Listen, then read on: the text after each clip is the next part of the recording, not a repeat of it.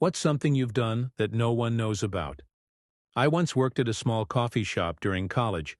One morning I was opening alone and managed to spill an entire bag of coffee beans, like the massive industrial-sized one, all over the floor. I didn't have time to clean it up before opening, so I swept everything back into the bag, pretending nothing happened.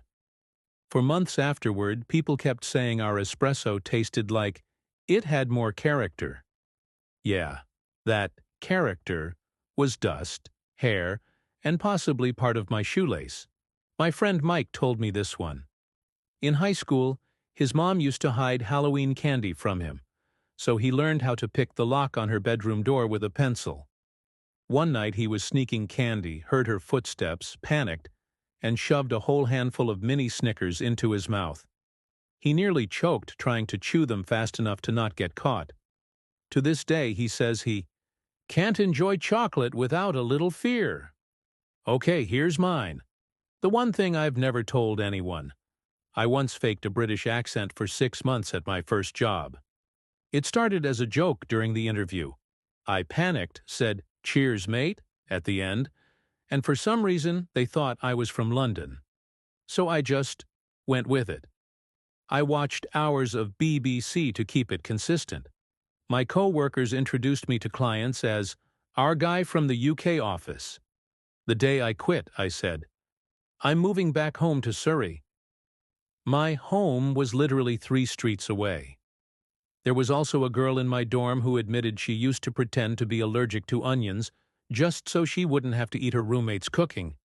The lie got out of hand when the roommate started labeling everything onion-free for her. At one point, she even made a separate pan just for the allergy. The girl couldn't stop it anymore, so she ended up taking Benadryl in front of her roommate just to prove she was having a reaction once. Oscar-worthy performance, but she said she's still scared to see onions in public. Someone on Reddit once wrote, "I stole a traffic cone when I was drunk, named it Gerald, and kept it in my room for 2 years. But my favorite part was that he used Gerald as a coat rack, and once introduced it to his date as a roommate from a rough neighborhood. The girl actually stayed the night, so either she was very open-minded or equally weird. When I was about 12, I accidentally broke our living room TV playing Wii Sports. The remote slipped out of my hand, hit the screen, and left a spiderweb crack across the middle. My parents were due home in an hour, so I panicked and put a sticky note over the crack, thinking they wouldn't notice. When that didn't work, I told them I found it that way and blamed static electricity. They actually believed me for 2 days, until my dad saw the Wii remote dented into the carpet like a murder weapon. Another confession I read. A woman said she secretly uses her boyfriend's expensive shampoo, then fills it back up with cheap dollar store soap. She's been doing this for a year. The boyfriend keeps bragging about how his hair has never felt better. I don't know who's worse, her for lying or him for not noticing that his shampoo now smells like lemon dish soap. Here's one from a guy I used to know. He was obsessed with making the perfect first impression at his job interview. He wanted to seem funny but humble, smart but casual. So he practiced shaking hands in the mirror for hours. When the day came, he got so nervous he accidentally greeted his future boss with, "Hey, love you," then froze for a full 5 seconds before pretending to cough. He still got the job and the boss never mentioned it, but he said every time they made eye contact, he died a little inside. I'll never forget this one story from a girl in my class. She confessed that every time she'd get mad at her boyfriend, she'd secretly move one piece of furniture in his apartment, just slightly out of place.